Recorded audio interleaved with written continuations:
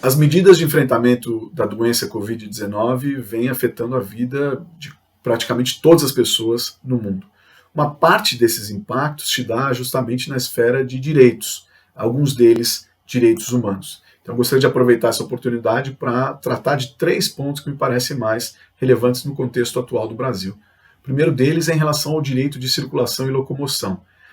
Embora muitas medidas venham sendo tomadas por municípios, estados, que restringem a circulação, o direito de circular, de ir e vir das pessoas,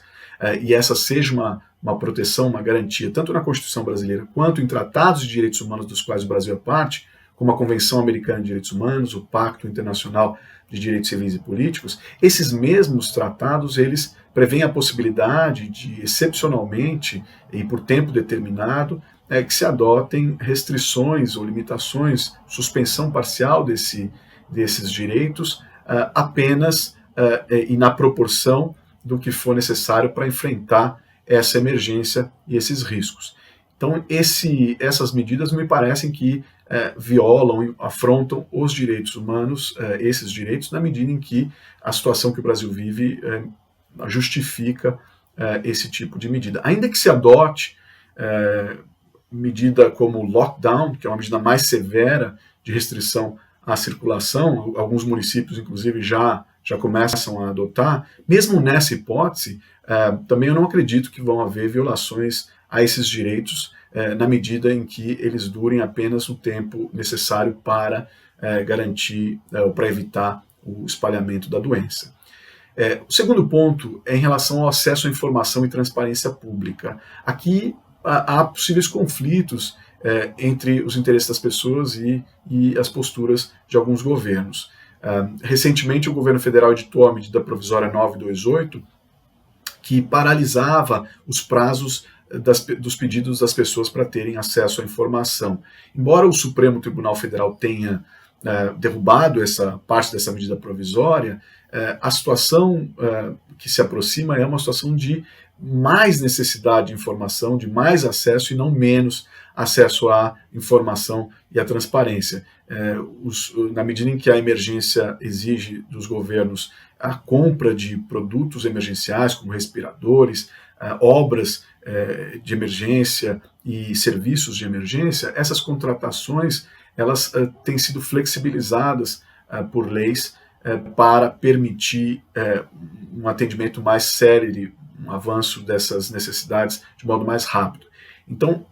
como há uma flexibilização das regras de controle da corrupção, é importante que haja também, proporcionalmente, uma ampliação da transparência, para que ao lado da atuação dos órgãos de Estado que controlam a corrupção, a sociedade civil possa também fazer o controle social, assim como o jornalismo investigativo que depende desse acesso a essas informações públicas. E, por fim, a discussão sobre a responsabilidade do Estado brasileiro com as vidas perdidas. Claro que o primeiro ponto em relação a isso é a população de uma forma geral, quer dizer, já passamos de 10 mil vidas e o Estado brasileiro ele assume perante esses tratados de direitos humanos que eu mencionava a obrigação de não adotar medidas que possam colocar em risco a vida das pessoas, mas também a obrigação de não se omitir e, portanto, de adotar medidas que possam proteger a vida das pessoas. Em alguns casos, só o Estado pode tomar essas medidas, portanto, a responsabilidade é ainda maior.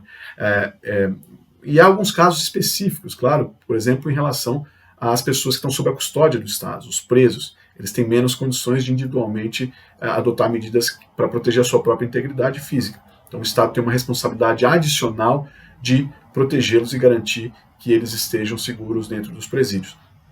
O mesmo em relação às pessoas mais pobres, que precisam de uma subsistência complementar nesse momento, embora já se adote o auxílio emergencial, mas muitas pessoas têm tido dificuldade e, portanto, essa é uma medida de garantia, no limite de garantia da vida das pessoas. Então, enfim, poderá haver nos próximos meses casos contra o Brasil em tribunais como a Corte Interamericana de Direitos Humanos ou o Comitê de Direitos Humanos da ONU. Mas é importante observar que esses casos não serão contra as autoridades públicas que são hoje responsáveis pelo enfrentamento da pandemia, como presidente, ministro da Saúde, governadores ou prefeitos, mas elas serão contra o Estado brasileiro. Então eu diria que muito provavelmente, infelizmente, haverá ao longo dos próximos anos casos, ações nessas instâncias, buscando a responsabilização do Brasil pelas milhares de vidas perdidas, principalmente aquelas que se identifique que eram vidas